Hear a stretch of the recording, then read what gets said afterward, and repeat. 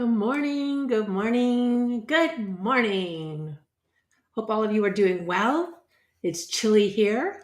If you're watching the replay, hello, good to see you. Yeah.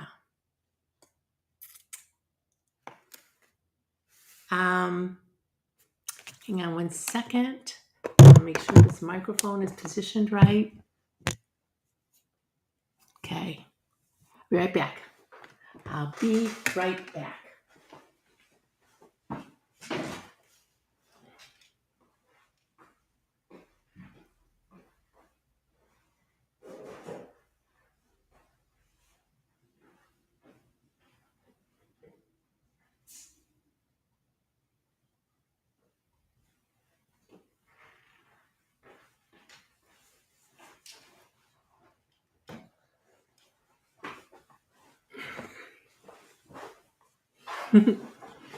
Who's on? Thank you for allowing that little interruption. Who is on? Say hi, give me a little love so I can send some back to you.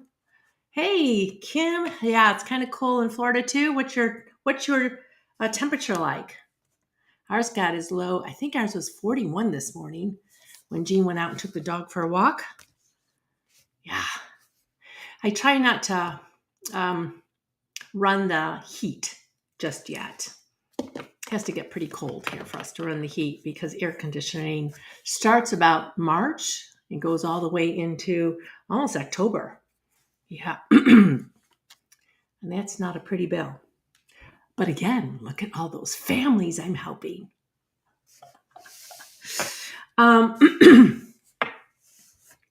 So Kim, since you're on right now, what have you noticed? Anything about favor since we started the study just yesterday? But, It's 68 right now. And you're Florida and we're Arizona. How about that? If you're watching the replay again, we're going to start at 5 minutes after. The content will start on time then. So, get comfortable, get yourself something to write with. Today we're covering the one aspect of favor. Actually, it's going to be two aspects of favor. Every day we're going to take an aspect of favor because there are so many aspects to favor that we oftentimes miss. We can get very narrow in our definition of favor and see favor only in certain circumstances when really favor it's so multifaceted and multidimensional, just like love is. And because it is a product of love, right? So today, the two aspects of favor that we're going to cover, the first one has to do with approval. We're going to talk a little bit about approval. The second aspect has to do with extending effort in one's behalf.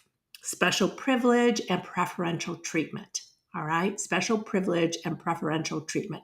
I think we all love approval. We all love special treatment, right? Preferential treatment, special privilege. And whenever anybody exerts effort on our behalf, it's a double-edged sword.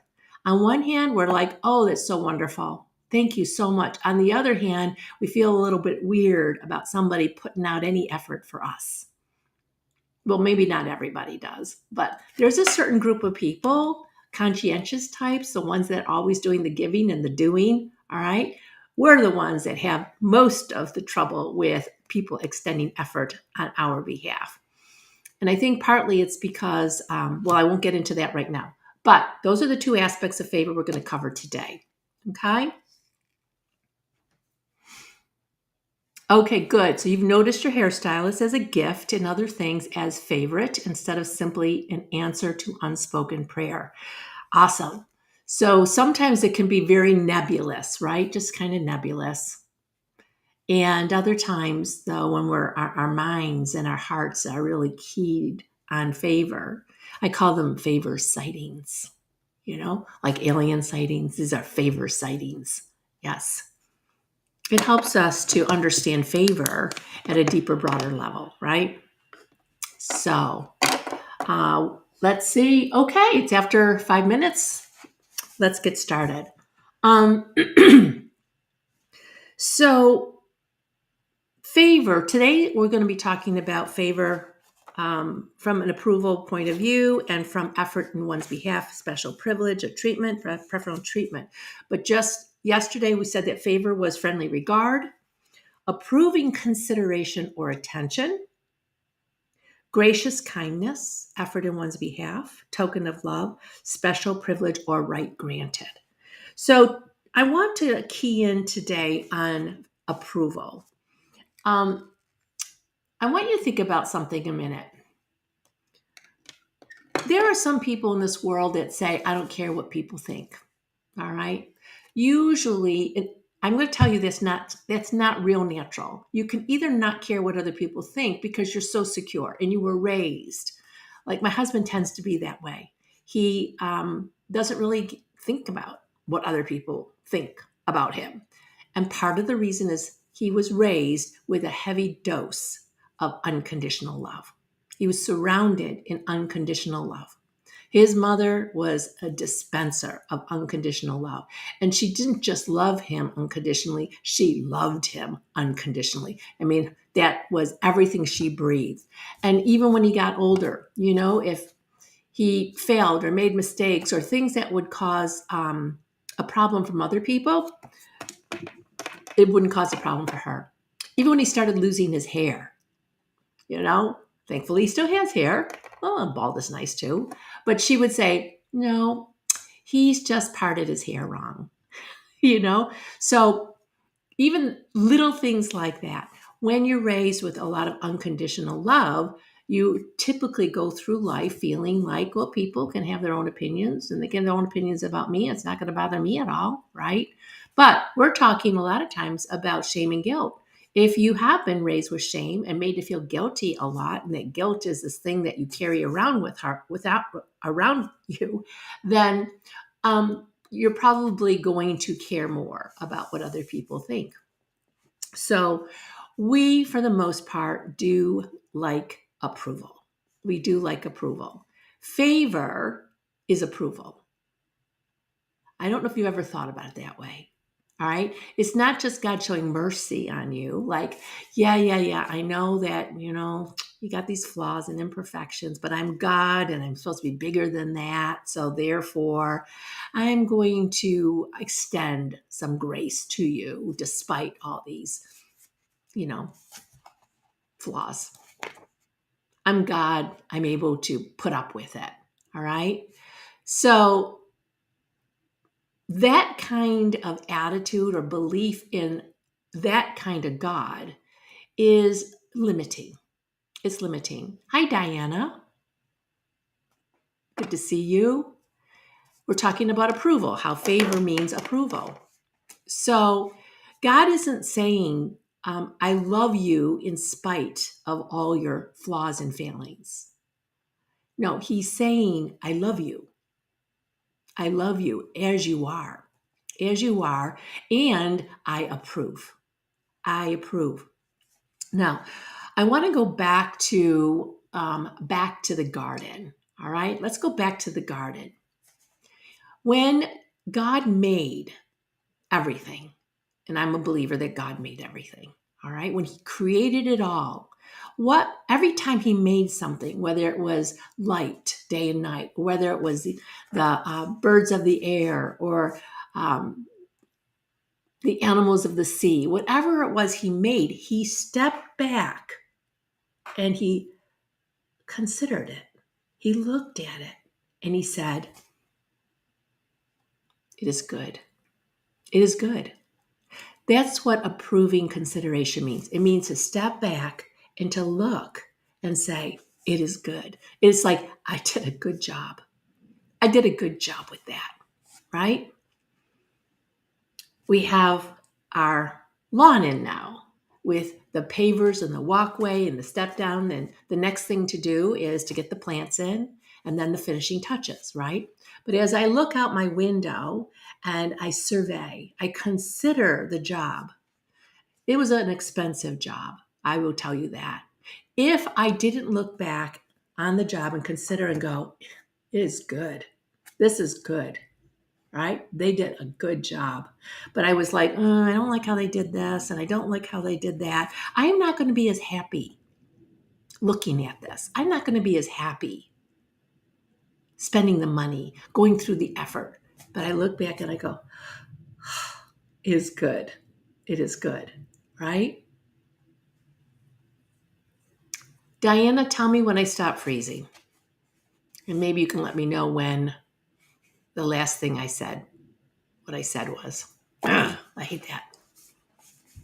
That is not good. Okay. So I must not be freezing at the moment.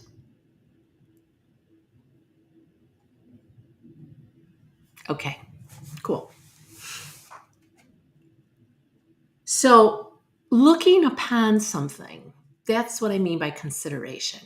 Looking upon something that somebody else did, or who a person is, or what you did yourself. I remember that when I was decorating this house and I had a clean slate. I got rid of all my old furniture and I decided I'm starting over. And what is it? What is the atmosphere? What is the ambiance? What is the feeling I want to create here? We get to do that, right? Hey, Liz. Oh, it's good to see you. Good, good, good. Long time friends here. Long time.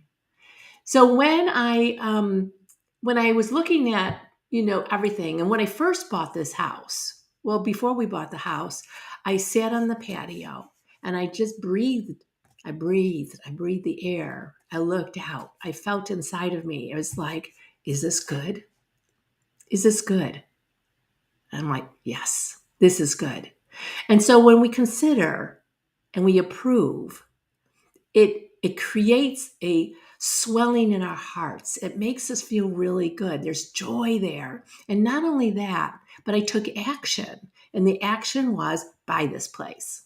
All right. The action was make this place our home. The action was create a space that was going to be inviting and welcoming and functional and just beautiful. Right. So approving consideration results in action.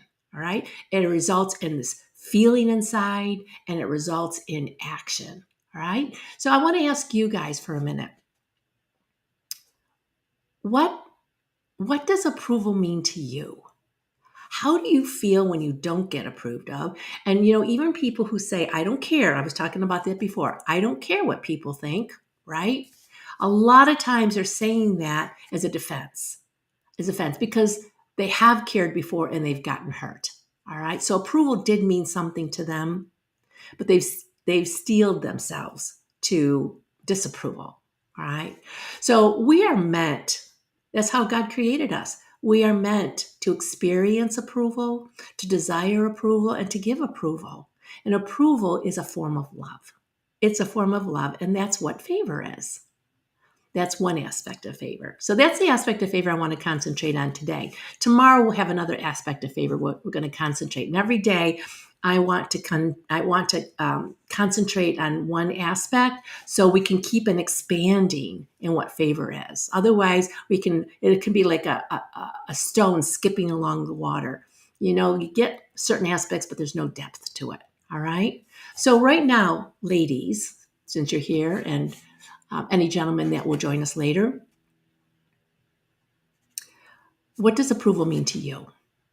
What does it mean to you? And here's one other aspect, one other point about this. When God came to making mankind, making us, he didn't just say it was good. He said it was very good. Now, you guys have all heard this before, but have you thought about it in terms of approval? He approved. He approved of who we are. He approved of what he made. Okay? Now, sometimes we think we can dip in and out of approval. God approves us today, but we'll do something wrong and then he won't approve of us tomorrow. I mean, we apply a very fickle standard, a God who's arbitrary and fickle to our lives and to our faith, rather than a God who is looks at us with so much love and so much approval that it's constant. It's a state of being, right? Now, sometimes we've heard the words, yes, God doesn't look at you, he looks at Jesus. All right. So basically, if he looked at you, God forbid, he'd be blinded by your sin. What a stupid teaching. I bought that for a long time. It's a stupid teaching. I'm telling you that right now. It's a stupid teaching. All right. Yep. Going on the record here for the whole world to hear. I think it's a stupid teaching. Right. It makes no sense.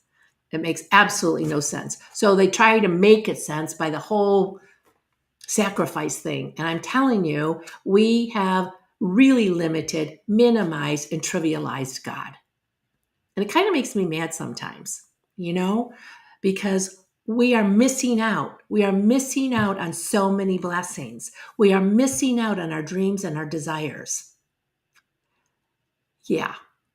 Okay. Now I know the world operates on this merit system. And you do a good job, you can keep your job. You do a good job, you have a better job, maybe you might get a raise. So, approval is very important in the world. But that's an approval system that goes up and down and up and down and is very dependent on what you do. Where God's approval is not dependent on what you do, it's related to who you are. And that never changes. That never changes. Okay. Let me see what you have to say here. Diana says, approval means I am affirmed as valuable and loved. Yes, absolutely. And Diana, take the next step with that as well. Because you are affirmed as valuable and loved, what does that mean to you in your life? What does that mean to you about blessings? What does that mean to you as far as ramifications and consequences? Okay? Explore that. Liz says that I've done a good job or that I have bettered something that is beneficial. Is that the word? Let me get that I have bettered something that is beneficial. Okay, good. So, yes, definitely means that. Definitely means that. Now, Liz, I'm so glad you're here. It's so nice to see you. I'm not going to go into the story, Liz, our relationship, but it's been many, many years, hasn't it, honey? If we change approval to who we are rather than what we do, does that shift anything for anybody here?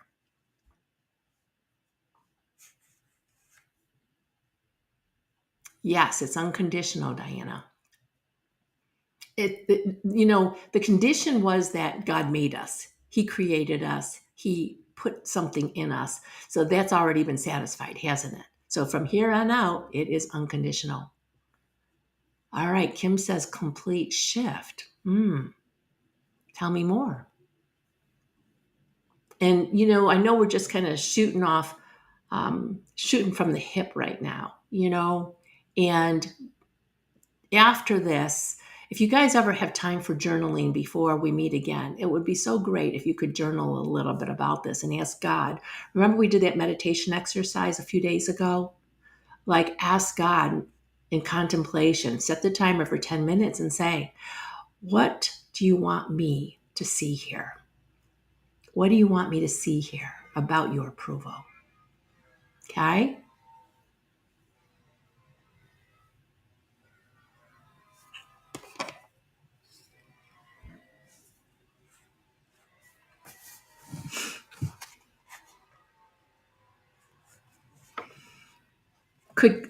Could approving consideration be any more evident than God making us?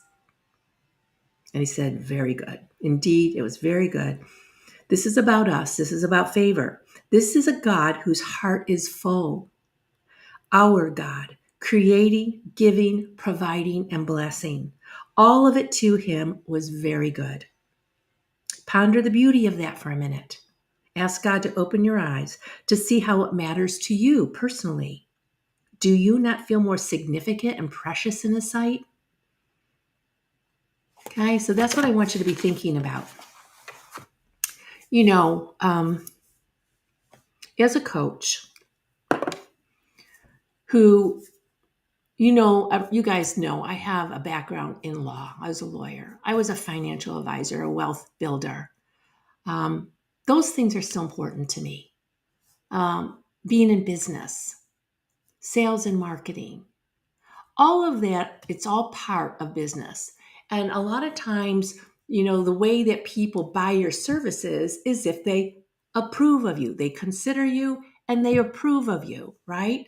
Is the value that you give or that you're showing yourself to give, is that a value to them?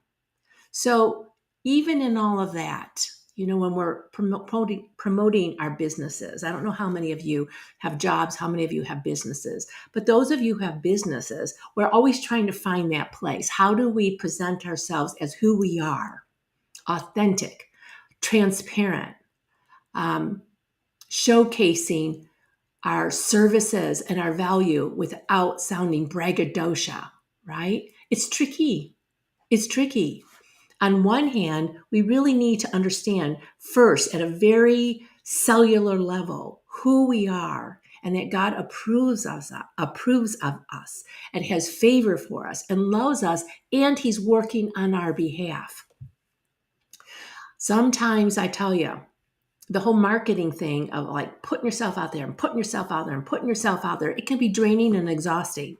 But if you don't think about it that way, if you think instead, I have gifts to share, and many people don't even know what they are. In this segment, I'm only talking about the spiritual gifts I have to share. I don't talk about the business gifts or the financial gifts or the legal gifts and skills. I don't talk about that much in these calls, all right? So people can get the idea that all I talk about is love, and all I talk about is favor, and all I talk about is God. That's a slice. It's a slice of who I am. It's a slice of what I do, right? But I talk about it because it's the most important thing to me.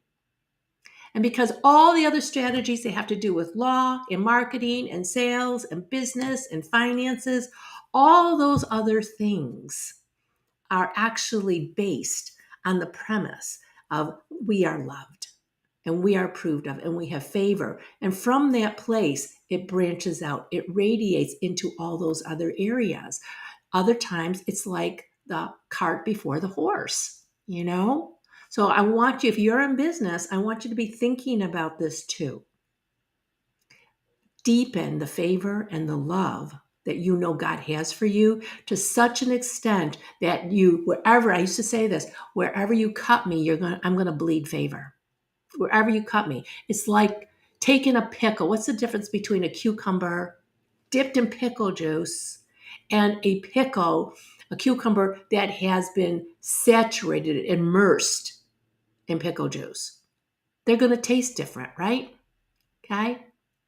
You take a bite of the pickle, the cucumber dipped in pickle juice, you'll taste a little pickle juice, but you're going to get mostly cucumber. But when you bite into a pickle that has been sitting in that pickle juice for a long time, it's all pickle. That's what I say. Wherever you cut me, I'm going to bleed favor. Why? Because I've made it my business. I made it my business to deepen my belief and to radiate and to receive favor at a much deeper level. And I would dare say you could not do any better. Yeah. Got to be perfect, be the best. What happens when I'm not the best? Then I feel like this. Is that a little poop there? Yeah, got to be perfect, be the best. And again, I know, Kim, you're in business too.